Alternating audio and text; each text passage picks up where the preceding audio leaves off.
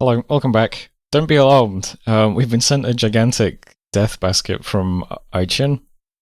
I'm going to get rid of this. I'm just going to send it all on to another AI player. I'm not going to keep it, so don't worry. I haven't spoken to Aichin. I guess they've been in a war with Powadrus and just lost. And since I'm their neighbor, they just gave it all to me. But I know people watching the series don't like when huge gift baskets just end up in my lap, so I'm just going to send it on to the AI. So ignore that. Anyway, got some research done in construction and evocation. So construction's finished now, well, for now. So there's a few things that I'm going to forge. Probably going to replace the... You've got lightning spears and ledge and brimstone shields, whatever they're called actually, I can't remember. The fire shields. You've got those in our thugs. I might replace them with ledge shields and firebrands though. Amongst other things. You can also do water bracelets now as well. So after that, we'll get evocation to 4, just so that we can do Astral Geyser. So all of our S2 guys can do some armor negating damage. And after that, yeah, we'll get up Thaumaturgy for a bit. I can't remember where exactly, but the big nature spell, Harness Lives 6. Seems fair enough. Lots of summons as usual, and besides that, nothing really happened this turn. We did get some gold in Pataleras, that's nice. By the way, 6,573 gold? What? Is this people doing the benevolent peasants thing? Did I fuck up by not doing that? Like people just swimming in crazy events now, and I'm the only one who's not? Probably. And we lost someone to a disease as well. Alright, well.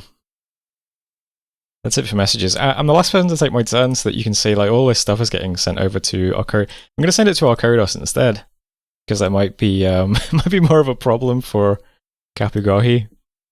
But I'm sending all the gold and almost all the gems. I kept like a couple of earth gems, I think. Yeah, a few earth and a few nature gems, I think, is like a bit of a luxury. Because we got sent like 55 earth gems, I think, or something crazy. Yeah, 66. So, you know, I did turn some of the earth gems into lead shields, I'll admit that. But that's all I'm keeping. The rest can just go on. I think a small... You know, someone's sending you like 40 earth gems when they go AI. That's fair enough, right? I think that's fine. Yeah, but I'm the last person to take my turn, so that when I submit, you can be confident that I did not keep the death basket. Right, anyway. That brings us to this turn. I will probably try to attack Kapigahi next turn, now that I can forge the last few sort of items we might want. But the fact that Aichin has gone AI means I'd also like to pick up some of their stuff as well, if we can. I hate when other players do this to me. They've been in a war with Powadrus, I think. So Powadrus probably wants all this territory, but I'm just going to try and clip the border if I can, so yep, I'm a hypocrite, what can I say? But we've been kind of stationary for so long that I just want to grab something. So sending out a few pretty high quality troops from this fortress here into Snowford. A couple of elephants and some things that should not be. A couple of the angels on hold and attack. Backed up by vine-weaving direwolves. Hopefully that takes some empty provinces. And up here we're going to put together a few things in Domina as well. Got some othernesses and some magma children. A bunch of high quality small things. Yeah, they can go this way. We'll just try and grab like 4 provinces, that would be nice, I think. See if we get away with it. And down here, still just kind of moving stuff around and forging things. We've got some militia moving forwards. Pretty impressive. My god is sight-searching mighty pillars. In Hergendorf, we are forging water bracelets on the water guys now. I forgot Water 1 mages can do that. So all the Water 1 mages can forge their own bracelets, become Water 2 mages, and then just start spamming Kidnids. They're a pretty decent summon, I think. We don't really have a huge number of uses for Water Gems other than like Coral Blades and stuff, so sure, why not? And still getting Salamanders off every month as well in this fort. We've got quite a few Salamanders now. We have a lot of Salamanders, actually. How many is that? 51. These guys do have upkeep, but it's only 1 gold a year, so it's not like... It's not oppressive or anything. But it does exist. Need to be careful about that. If you end up with like 10,000 Salamanders, it might have an impact. Other than that, yeah, just forging some Firebrands, some Hydroskin armors. Might try that on some of these guys. Salamanders in this fort as well. Yeah, next turn I'll try and put something together. I'll probably just start trying to attack these provinces, and then see what the reprisal is going to be. But for now, that's the turn. Yeah, a lot of people are out in this game now. It looks like there's only 6 players left. We can't let this player just set up a wish factory, though, can we? Like, we're forced to act. It's kind of difficult because the green player is at war with this player. The war is just cleaning up Arcodas with Kapigohi, I think, and then it's up to them whether they attack us or them, I suppose. I don't feel amazingly strong, but at least this player only really has astral magic. They can't like summon as much junk as we can. So we've got junk in our favour. For now, at least, until the wish factory starts going. But we'll deal with that later when it happens, I suppose. Could also try and take these thrones at some point, but I still don't know what I'm going to do exactly. Probably just march a bunch of high quality stuff in with the +5 shock res buff, to be honest. And that'll be it. Did we have the battlefield-wide version of that yet? I can't remember. Yeah, we've got the battlefield one. Yeah, so we can do that as well. I mean, I could do that next turn instead. I could move the stack here and try and attack this with just the fire res, because they're nice units. I'll think about it anyway. We've got till next turn, which is in 3 seconds. Because I wanted to make sure that you could see that the gems got sent on. But that was turn 43, so thanks for watching. And I'll see you next time. Hello, welcome back. We have some evocation done. One more level, then we'll get thaumaturgy. There is one spell that I'm probably going to use a bit here, which is Fire Glob, which is pretty long range, and only has a 50% cast time. And it's AoE 1 with a big AoE 5 fatigue damage effect, which is pretty nice against things that don't have any fire resistance. There's some cool stuff in here though. Did some summons, including a new summon, Ray's Arm-Severing Desert Bones, so I'll check that out in a second. And we also found a magic site in Mighty Pillars. Boiling Bog, that's a water gem and a fire gem. Some battles then, we moved into Snowford. Probably not worth watching, just taking PD off a dead AI player. Fair enough. And then we also saw a battle between Domeback and Argard. Some flying champions into some PD. So, as you could probably expect, Domeback wins that one. Ebis then, back to disease spreading. Some death gems in Ard, nature gems in Idbal, and a couple more gems in Hergendorf as well. And let's see, lost a scout.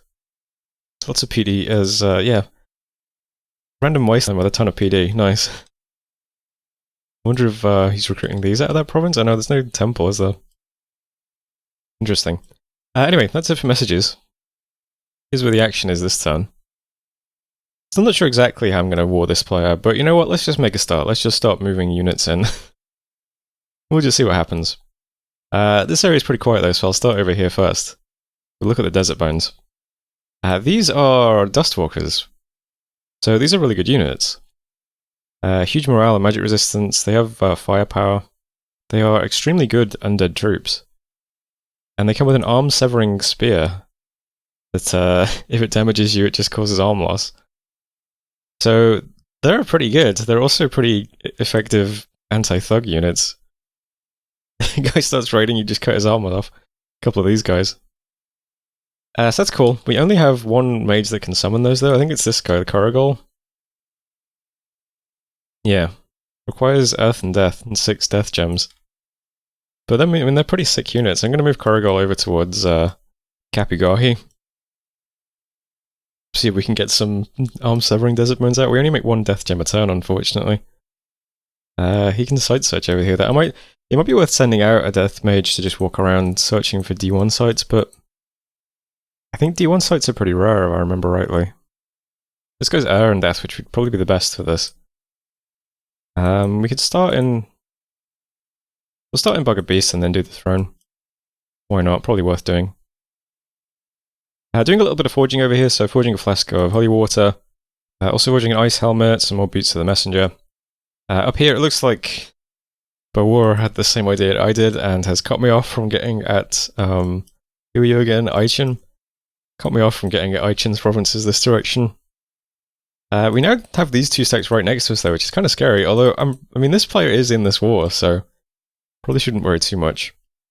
But instead of moving these units all the way home, I'm just going to move to the province with the temple, you know, just in case. It doesn't hurt to be careful. Set up doing smoke troops on these guys. That's fine though. We recruited some cool mages this turn. We got a Jade Sorceress who has water, earth, and nature. She's going to head over to Endron to live there for the rest of her life. And in Millgate we got a warrior mage who just came with F2, which is also kind of cool. So they'll head down to the front lines as well. Took Snowford this turn off Aichin. Got a great silver mine in it, so it's a pretty good province. We're on 3k income. We do have very nice scales though. So yeah, but that's pretty surprising still. Yeah, I'll try and get Suthu. Probably not going to get Karnag because I assume Bawar is going to get it. But it's nice to round off this bit of territory anyway. Get 2 free provinces, why not? And down here, where the fun's going to start happening. So first of all, in Yellow Mountains, Scout can now see the local defense of this province appears to be very strong and well organized. A fortification is under construction. So definitely want to hit that province to stop that happening. Also want to hit Timeless to burn down this temple. And then besides that, I just want to raid from this direction. So we're attacking 4 provinces. These 2 interior provinces are getting hit by big flying guys. So it's 10 angels, plus a warlord. Currently geared out like this, so they have 23 magic resistance, 20 protection, with full resist and regen. It's not too bad. This guy's rocking 9 reinvigoration, with 6 encumbrance, because the lead shield's a bit heavier. But yeah, I mean, that's not too bad. So, will there be a Dominion 6 going to hit Utenshire? Endless Waste, getting the same treatment from sweating too much. Hopefully that goes okay. This province, I mean, they're both basically undefended. Local defense of this province appears to be quite well organized. This one consists of only 1 officer and a few loyal henchmen. Although this one does have a magus and a temple, so who knows. Next up, Nardigo. Getting basically everything out of this fort. I mean, there's just a lot of different types of thing here. So Nardigo gets that. We have them arranged like this, so anything with a heat aura has to be away from our mages, because they don't all have fire resistance. I don't think. Maybe they do actually. Fire res. No, this one doesn't. Okay. Yeah, some of them do, but some of them do not. That's okay though. We have Gentlest Toilet Paper Too Harsh is kind of geared out. He's missing a helmet, but you know, besides that, he's still pretty good. And then we have 2 mages, one who's just doing natural resistance for magic resistance, and one who's doing a bit of smoke troops for mist form, and then some fire globs. Besides that, units are just set to attack. Should be fine. I'm hoping that some of the units get hit by the smoke troops as they walk past. That would be nice. But those 2 provinces are just getting hit by those little groups. I might end up cutting off Bawar from attacking, which would be unfortunate, but they have these provinces to take off Kodos, so possibly not. We'll see what happens though. That just leaves the army moving to Yellow Mountains. I'm going to move quite a lot of stuff here. Because if he's building a fort and there's a huge amount of PD, he might just move a bunch of troops there this turn. Be ready to defend it. So I've set up as if I'm going to be bumping into a small army with some PD that is unprepared. So we've got a lot of stuff, but we're not super set up. We don't have like a bunch of gems going off or anything. It's just kind of a nice strong army to wipe out this fortress and any defenders, and then probably just go back home. I'm not going to be too aggressive in this region. I just want to take out that fortress before it's built. There's an argument to be made to leave it to get built and then move on to it and siege it immediately, but I'd rather just get rid of it. So, we've got some crushes in the front. We have a couple of claymen on bodyguard on a few people. We've got some petrifying, I forgot what they're called, stone touch magma children at the top, and a bunch of different types of archer down here. So we've got the moon archers, plus the mind blast things and the vine archers. So those guys are off to the side. Everything else is just in a block in the middle. So lots of elephants and lots of othernesses. Plus screams coming from Toilet, who is Nowhere near as well geared as the other guys, but even so, still pretty impressive. And there's a priest coming to bless him since he doesn't have a flask. But everyone's just set to hold for a bit. The Mind Blasters should have fun Mind Blasting for the first few turns of combat, though. Surprisingly, these things have 19 hit points. Yeah, but everything will just hold while we do some buffs. And for buffs, we have Improved Phoenix Power to give everyone extra Fire Magic, and then Smoke Troops, and then Fire Glob. We have this guy just doing Smoke Troops and then Fire Glob. This guy's doing Natural Resistance, which is the Magic Resistance spell. Then we have Astral Mages doing Group Twisted Fate, some Twist Fate, followed by casting some Fogs of Slowness of the enemy. And then down here we have one guy using one gem to do Flaming Arrows, and then some Fire Globs as well. So that should be fine.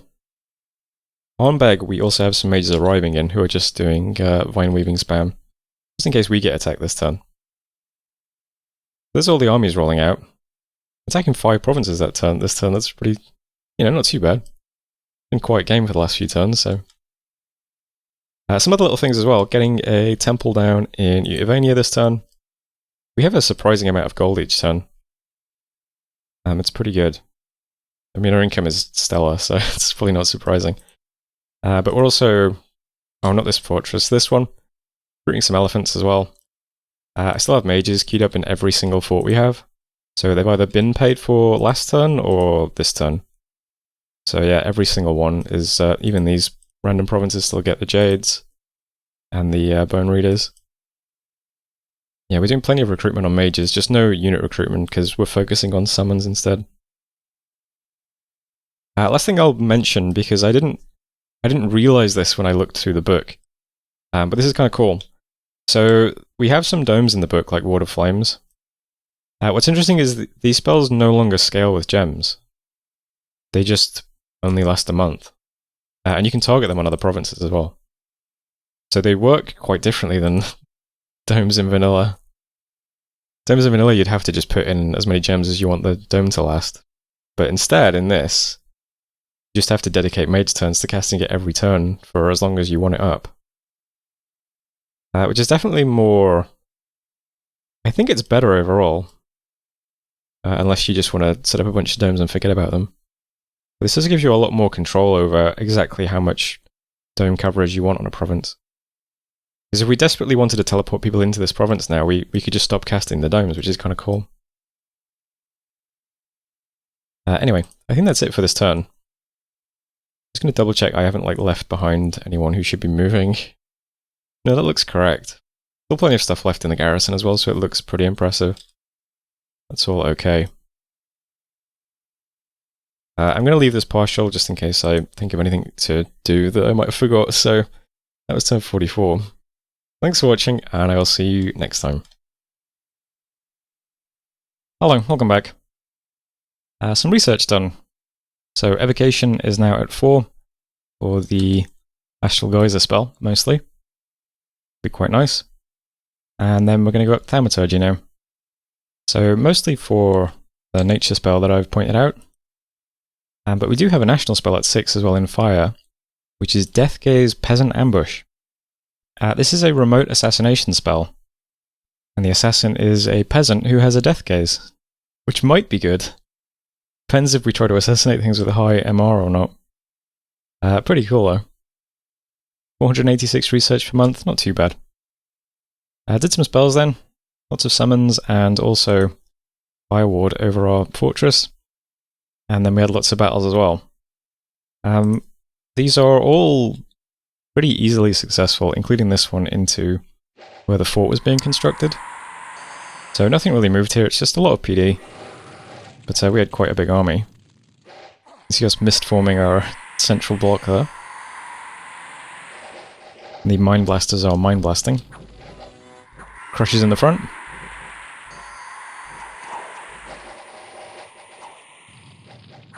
Big guys fly in.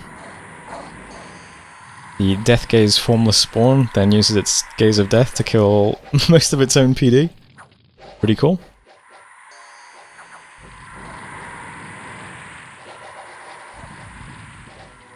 The Glistering spell, I believe, is the slow spell.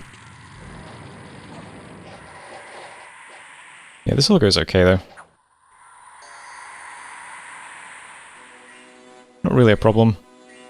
Just one thing at the back, getting paralyzed to death. So there's Yellow Mountains. Killed quite a lot of stuff. No losses. Pretty good. Most kills went to the champions. We then had Illwinter. One of the thugs with the angels. So this is more kind of one example of how this works. Don't really need to watch these very often when it's just PD. But angels drop in, chop people up very quickly. Big guy arrives. And big guy's bodyguards then arrive.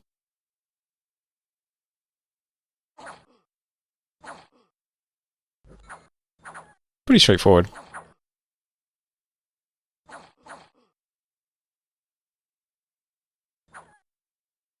So there we go. There's Illwinter. Timeless Waste is the same sort of thing. Burnt down a temple, which is nice.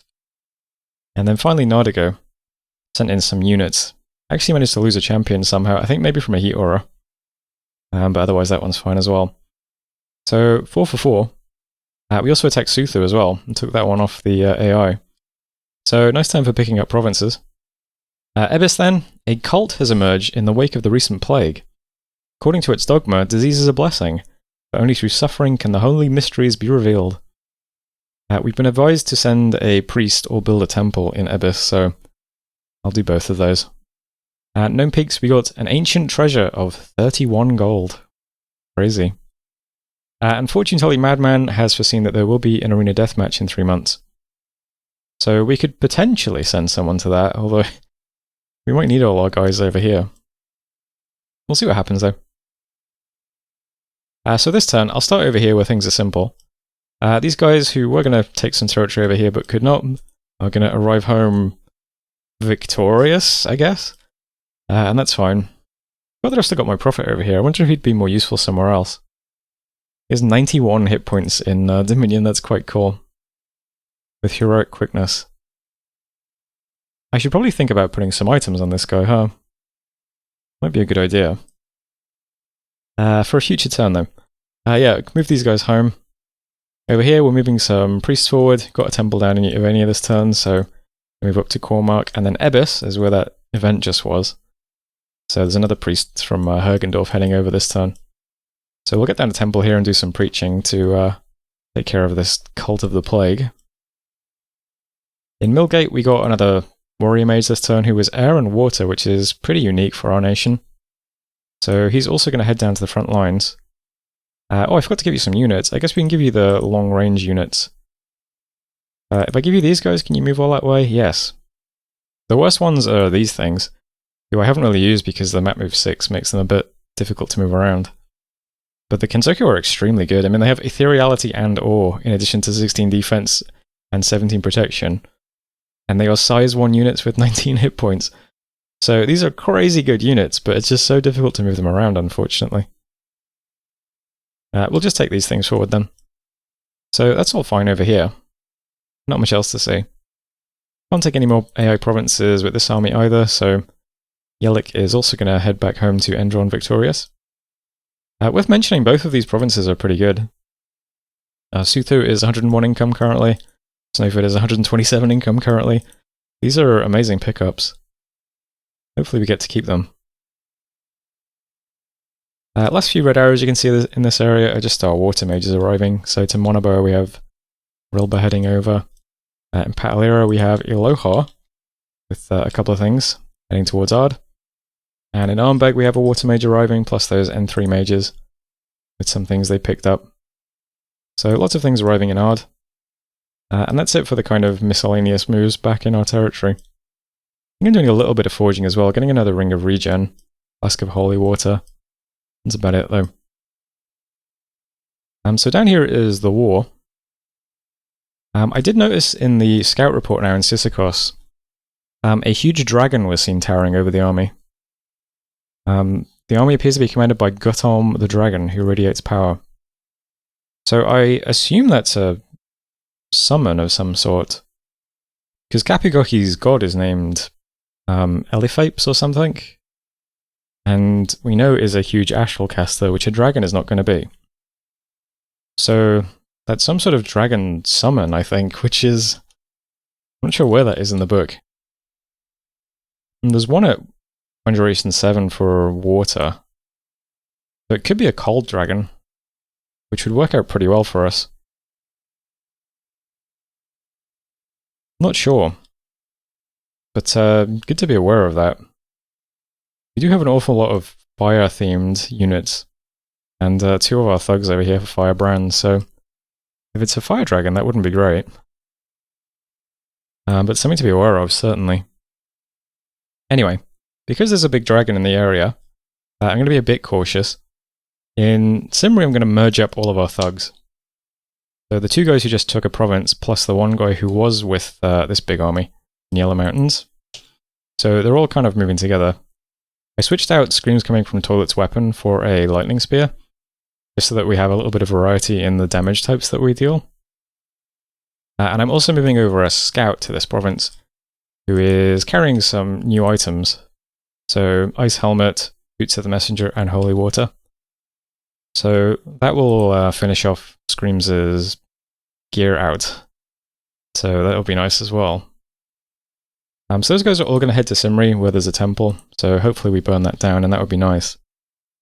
And just in case there's any kind of reinforcements about to arrive, I'm also going to hit Erd with a remote attack ritual. So back in Ard, who is it? It is What is Bitcoins is casting Send Cave Spiders. So that is this spell. Summon 16 creatures plus 3 per level. They attack everything in the province and then disappear. So hopefully they will be able to take out whatever's in Erd. Hoping it's just a little bit of province defense. We'll see. Cave spiders aren't amazing, but I'm hoping they get the job done. We'll see, I suppose.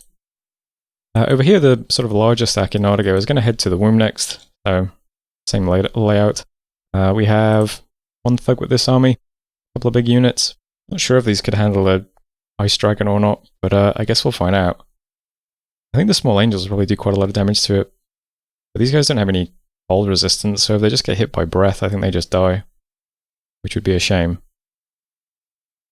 I think that happens for a lot of our troops though, so we have to be careful of a dragon. We'll see what happens though.